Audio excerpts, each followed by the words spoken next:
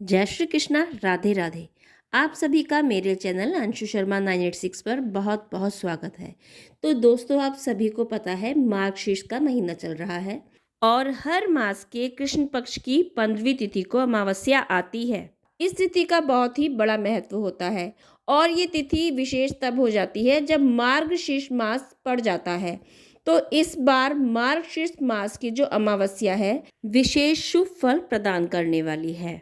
और इस अमावस्या पर क्या करना चाहिए और क्या नहीं करना चाहिए, इस अमावस्या वाले दिन किस ग्रंथ का पाठ करना चाहिए और इस अमावस्या वाले दिन क्या दान पुण्य करना चाहिए, तो कब है अमावस्या, इन सभी बातों की आज हम चर्चा करेंगे। तो चलिए वीडियो को स्टार्ट करते हैं। तो फ्रेंड्स, आप सभी को पता है कि अमावस्या तिथि पितरों को समर्पित होती है।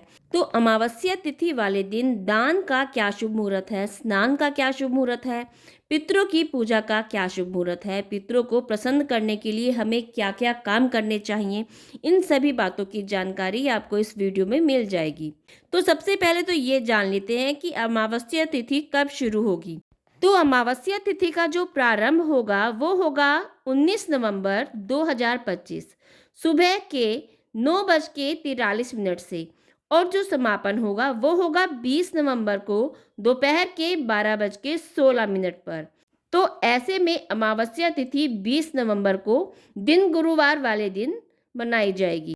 इस दिन पितरों के निमित्त श्राद्ध करने से, तर्पण देने से और पिंडदान देने से शुभ फलों की प्राप्ति होती है और हमारे जो पूर्वज जो इस दुनिया में अब नहीं हैं, उनको तर्पण करने से, उनकी पूजा अर्चना करने से, उनका ध्यान करने से वो हमें आशीर्वाद देते हैं। ऐसा माना जाता है कि अमावस्या वाले दिन यानी कि मार्गशीर्ष अमावस्या जो आ रही है, उस दिन अगर आप किसी भी पवित्र नदी में स्नान करते हैं, उसके बाद अपने पितरों का तर्पण करते हैं, तो आपको पितरों के आशीर्वाद के साथ साथ भगवान विष्णु जी की कृपा भी प्राप्त होती है। अगन मास सारा का सारा भगवान श्री कृष्ण जी को समर्पित होता है। इस महीने में श्रीमद् भागवत का पाठ करना या पठन करना बहुत ही शुभकर होता है।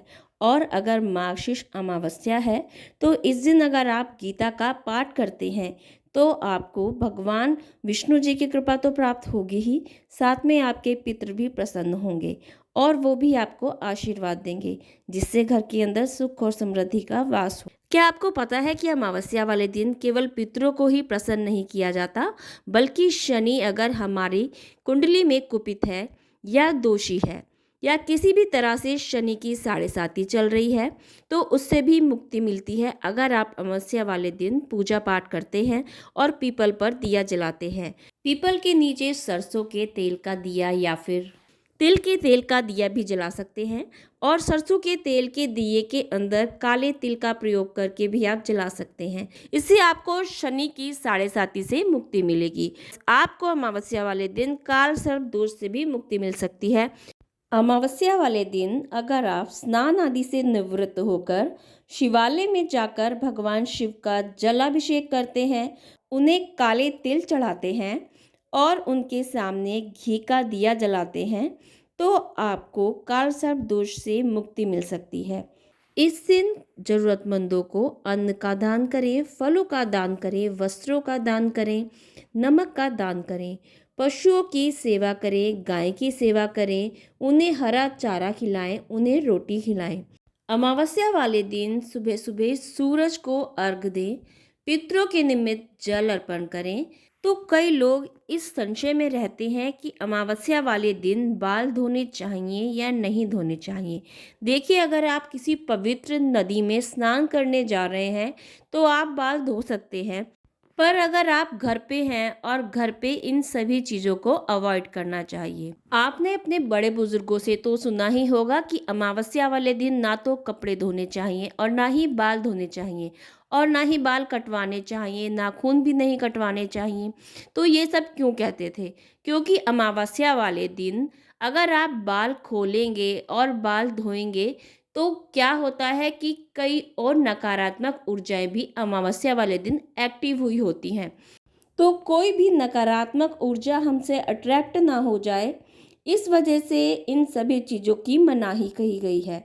तो अगर आप इन सब चीज़ों में मानते हैं तो आपको बाल भी नहीं धोने चाहिए और आपको कपड़े भी नहीं धोने चाहिए, क्योंकि आपने सुना ही होगा कि कभी भी रात को कपड़े छत पर नहीं सूखे रहने देने चाहिए। अगर आप सुखाते हैं रात को कपड़े तो उनमें नकारात्मक ऊर्जा प्रवेश कर जाती है और वो घर के अंदर आ जाती हैं। इससे घर के अंदर प्रॉब्लम शुरू हो जाती हैं। तो इन सब चीज़ों से बचने के लिए आपको ना तो कपड़े धोने चाहिए और ना ही घर में रहकर आपको अमावस्या वाले दिन बाल धोने चाहिए। तो अमावस्या वाले दिन हमें और क्या-क्या सावधानियां बरतनी चाहिए, हमें और क्या-क्या नहीं करना चाहिए। तो अमावस्या वाले दिन कभी भी हमें किसी भी नशीली चीज़ का प्रयोग नहीं करना चाहिए। हमें हमेशा शराब से और नशे वाली चीज़ों से दूर रहना चाहिए। इस दिन हमें नॉनवेज से भी दूर रहना चाहिए। हमें किसी भी तरह का नॉनवेज नहीं खाना चाहिए। हमेशा सात्विक भोजन ही हमें इस दिन ग्रहण करना चाहिए। अमावस्या का दिन बना है भगवान की पूजा अर्चना करने के लिए। अपने पूर्वज जो इस दुनिया में नहीं हैं उनका स्मरण करके उनके लिए, उनके निमित्त दान पुण्य करने के लिए, उनके तर्पण करने के लिए। तो अमावस्या वाले दिन हमेशा खीर बनानी चाहिए अपने पूर्वजों के लिए और हो सके या तो उसको मंदिर में दान दे के आएँ या फिर ज़रूरतमंदों में बांट दें। तो चलिए फ्रेंड्स, ये थी थोड़ी सी जानकारी अगन मास की अमावस्या के बारे में।